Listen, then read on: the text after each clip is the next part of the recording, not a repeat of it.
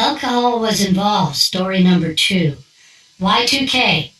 A good friend and business colleague owned a $1.2 million double-mast sailing sloop kept in Wellington Harbor. My fiancé and I flew down to spend the changing of a millennium with his girlfriend and him. The plan was to spend Christmas with his mother and then sail across the Cook Strait and spend New Year's Eve when we moved from the 1900s to the 2000s. Whatever Y2K chaos happens, we'll be safe and sound and probably buzzed. On the plane ride from Los Angeles to Auckland, I started reading a travel guidebook on New Zealand and learned that the 43-mile Cook Strait was some of the most treacherous seas in the world. A wind tunnel most of the time, swells as high as 30 feet are common. By the way, drinks are free in coach class on international flights. I had some sailing experience. I raced 30-foot Catalina sailboats in Lake St. Clair for 2 racing seasons as part of a 4-man crew. The boat owner was one of the engineers at Buick that brought the pull seat belt latch to General Motors. I was dating his daughter, the ex-girlfriend of Glenn Fry of the Eagles fame. I know, I'm name dropping. I started out as a jib man season 1 and was asked to take the helm in season 2 so the skipper could focus on watching the readouts on all the new electronic sensors he had installed to maximize air pressure on the sails to increase our speed and other cool new technology data readouts.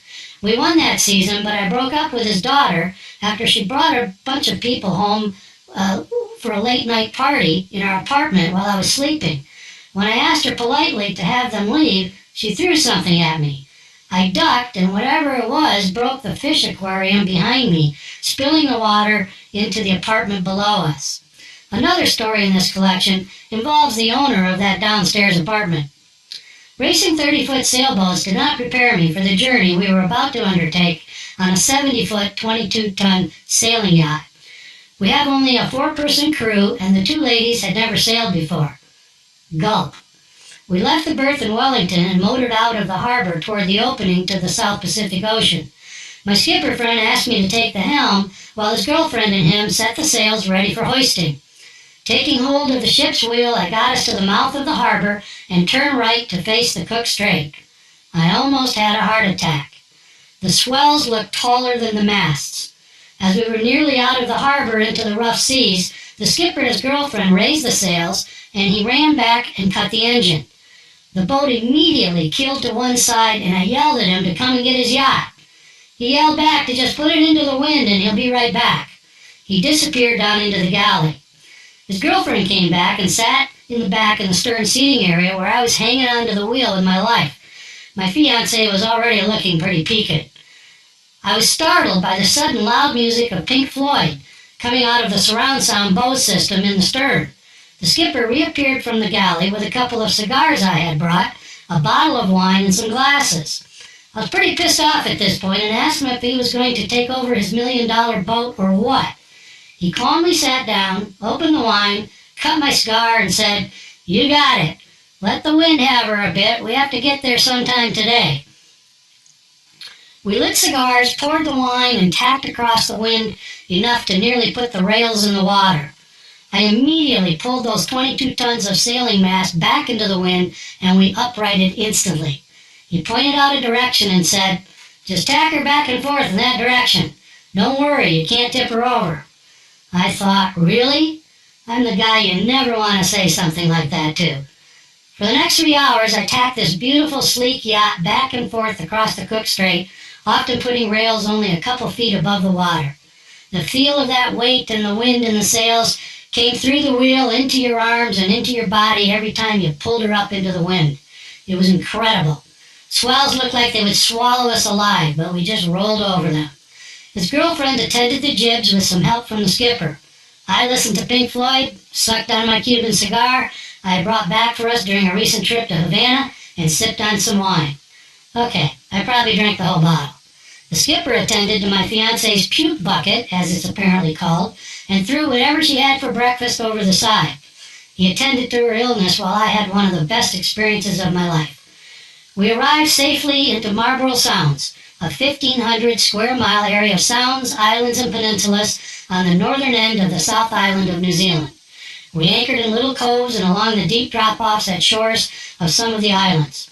From the deck of the moving yacht, we tried to hunt wild boars with a 9mm pistol I had given the skipper during one of his visits to the U.S. I have no idea how he got that gun into the country, considering the gun laws there and his passage home on a commercial airline. I'm glad we didn't shoot one. Not sure how we'd manage to get a dead animal like that into the dinghy and on board. Or worse, chase a wounded animal around a wilderness island. I'm guessing none of this was legal either. But would have been some good eating, I'm sure. We set lobster traps, fished, and had wonderful meals on board and enjoyed a large cargo of various expensive alcoholic drinks. We made our way over to a very remote resort where we had planned to bring in 2,000 on New Year's Eve. When we arrived, we had the largest watercraft by some measure, and there was nowhere to moor or anchor. There were boats everywhere. A resort taxi boat came out to greet us. I didn't hear the conversation between our skipper and the taxi boat driver, but he pointed at me and grinned while he was talking. The taxi driver launched into action, and the boat sped off. A conversation ensued over the radio that they were going to move two boats off a mooring, as it was the only one strong enough to hold a boat this size. All I could think of is that we weren't making any new friends on these two boats. They put those boats out to anchor, and we tied up to the mooring buoy. I learned that the skipper was expecting two more boats to join him here, and we just tied them up to the larger yacht. When they arrived, one was a 52-foot cruiser, and the other a little 30-foot sailing boat I knew well. Imagine crossing Cook Strait in that. The cruiser had come down from Auckland. They tied up facing the same direction as us, and the little sailboat tied up to our stern backwards. The party began. On New Year's Eve, we took the taxi boat to the land party, which featured a live band. My fiancée was a Nashville recorded musician, singer, and songwriter, and she always managed to know someone in the band and sit in, where they knew her. While accompanying me on a business trip to Geneva, Switzerland earlier that year, we were invited to a party at the Canadian Embassy. A country western band was the entertainment, and the bass player recognized my date. They ended up extending the gig an extra set to let her sit in. My business colleagues and an important potential customer CEO were highly impressed. I pried all with drinks and gathered lots of important inside information to assist me with some business development deals. The skipper was in Geneva at the same time, and he bought a magnum of Pole Rogers champagne for New Year's Eve in New Zealand. I think he paid $750 for that bottle and took it all the way back to New Zealand for our current trip. Nice. The time had finally come. At the end of the night, well past midnight, and now into the year 2000, we had most certainly lost track of time, and the conversations with the few remaining partiers on land was winding down. I noticed the band had packed up and gone, and we were really the only ones left. The taxi boat looked to be docked for the night, or actually nearly morning now. None of our hosts or new friends from the boats tied up to us were anywhere in sight. I told her we needed to go out and headed back to the docks and taxi boat. A guy came sprinting out after us and asked if we were the people out on the big sloop. He sprinted back and got the keys to the taxi and quickly took us out. Damn, they're nice here. As we approached the boat, we could hear some music and lots of chatter and laughter. Upon coming alongside, we could see that the boat was packed with people, and a few band members were plugged into the generator power and playing music. We climbed aboard, and everyone parted and made a pathway through the crowd for us. How strange, I thought. Skipper was standing with a wet cigar in his mouth and an adult beverage in his hand. He was soaked from head to toe. I asked, "What happened to you?"